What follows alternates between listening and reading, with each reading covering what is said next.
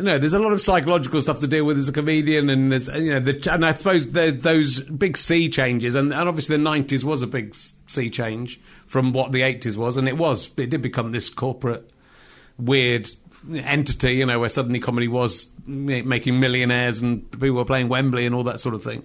I mean, it's good that things change, and I mean, you talk about Barry Cryer in one of the books, and Barry was someone who always managed to sort of roll with the changes, I think. Yeah, well, he didn't really try and compete. That's what. No. I mean, I love Barry Cryer.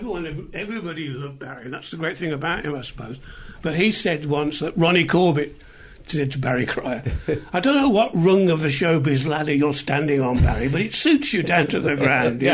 You're perfect in that position." And he was, because he had the respect of his peers. He earned it. Bob Cryer wrote a book about his dad, and at the back of the book there was a photograph.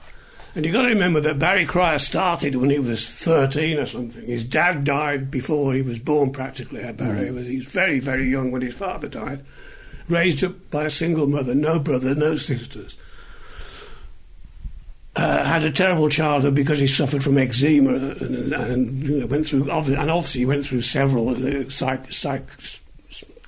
crises because of his ambition in wanting to write. And before.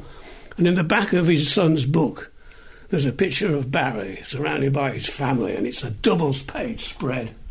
He's got so many friends and all family around him, sons, their partners, their kids, their friends, their partners.